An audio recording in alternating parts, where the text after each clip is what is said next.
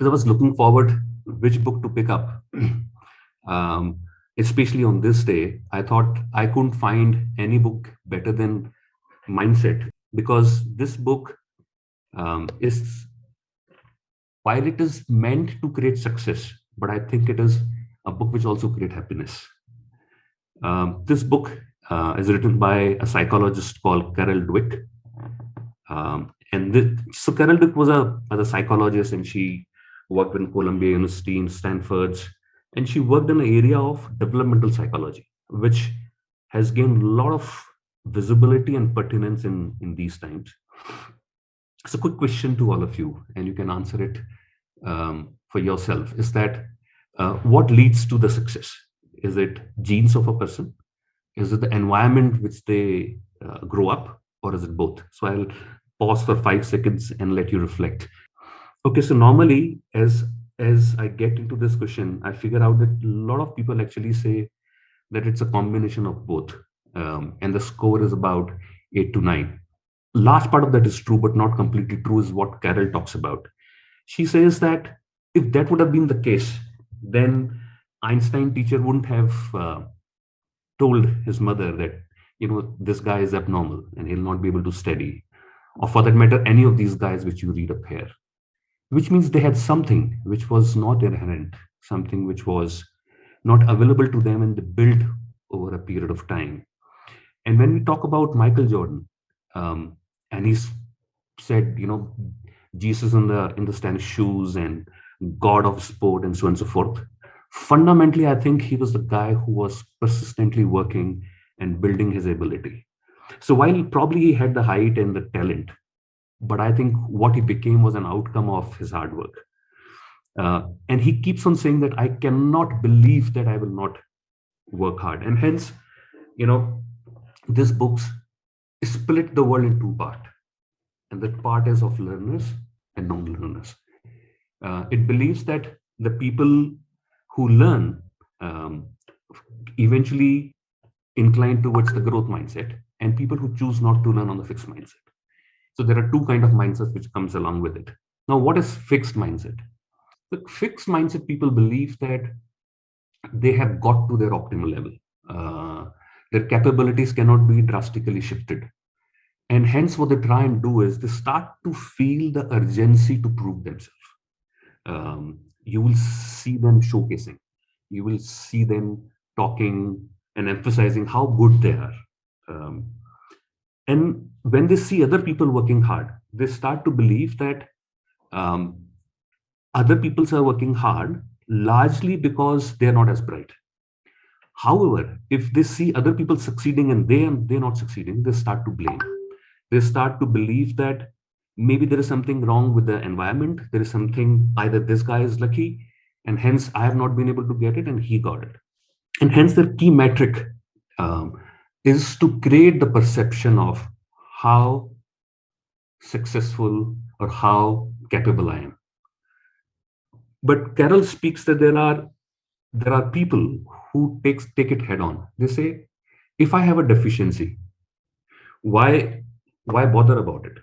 She talks that if you have a passion in it, then you can stretch yourself, and that helps you build the growth mindset. These are the set of people, or this trait make people believe that capabilities can be nurtured, and they can be nurtured through help, through strategizing, uh, through going certain kind of training or modules, through passion, through hard work. And their criteria of success is actually, have I learned, rather than have I got perceived as somebody who has done well. This is how fixed my mindset interpret. Their obvious belief is that people are born with certain kind of intelligence, they stay with it. If challenges come to you, don't take them, because they will expose you. If you get those obstacles, they may tarnish your image and hence get defensive. Can you circumvent them? If there is a lot of effort which is needed, why? Because if I'm capable, then I can actually do it effortlessly. Or if I'm not capable, it anyway makes no difference. Criticism. They believe that Um, Criticism is personal, and they can't do anything with it. And they get threatened with the success of others. Where in growth mindset, in each of these cases, things completely different. They believe that intelligence, for that matter, any capability can be developed. If there are challenges, embrace them because that gives them chance to learn. If they find obstacles, then persist because in that persistence there is a learning, and so on and so forth. You can obviously see. So how to build the mindset?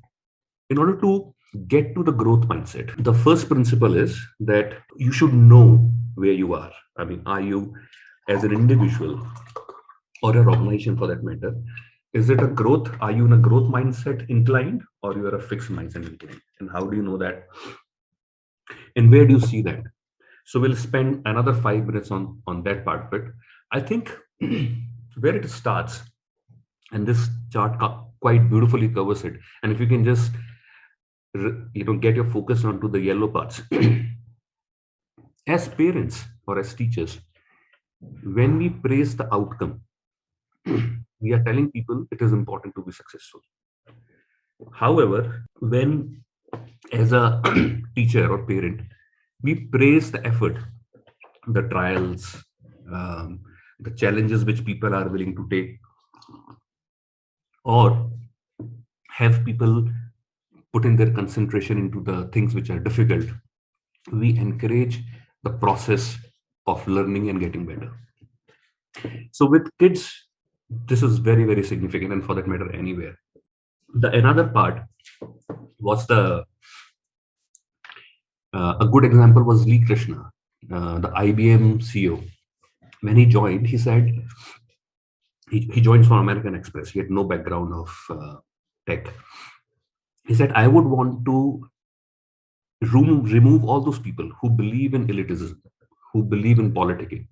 He started, for that matter, Jack Welch started to go to factories, speak to workers, figure out what do they want, learn from them, and come and deploy. And in terms of the relationship, so a lot of time we believe that either you have good relationship or you don't. Husband, wife, friends. The book believes and the Carol believes, and now I also believe that that's not the case.